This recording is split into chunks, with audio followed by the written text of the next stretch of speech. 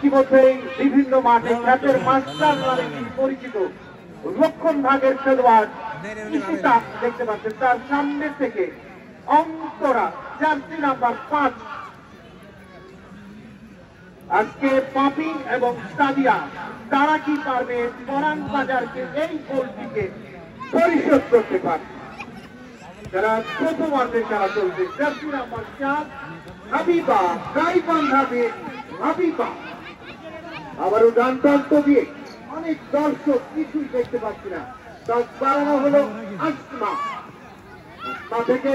Habiba jersey number 4 সত্যি রশিউর রহমান লেবু সোনার বাংলা সাংস্কৃতিক পত্রিকা আয়োজিত অত্যন্ত পরিশ্রমী এই লেবু তাকে কিন্তু অত্যন্ত ধন্যবাদ জানাই ধারাভাষ্য মঞ্চ থেকে।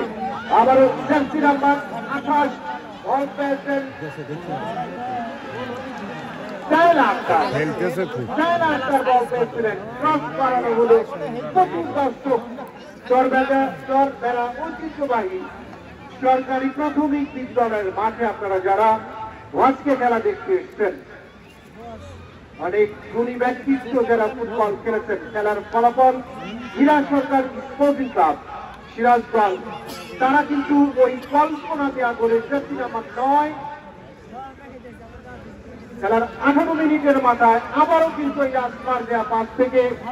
কল্পনা কিন্তু আরো একটি আক্রমণের যোগান দেয়।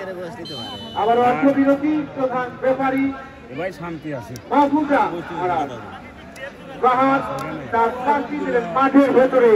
কেউ প্রবেশ করবেন না, দয়া করে কেউ মাঠের ভেতরে প্রবেশ করবেন না। সম্মানিত দর্শক শ্রোতা বন্ধুরা তারা উপভোগ করছেন আজকের মহান আপনারা জানেন মহান স্বাধীনতা দিবস উপলক্ষে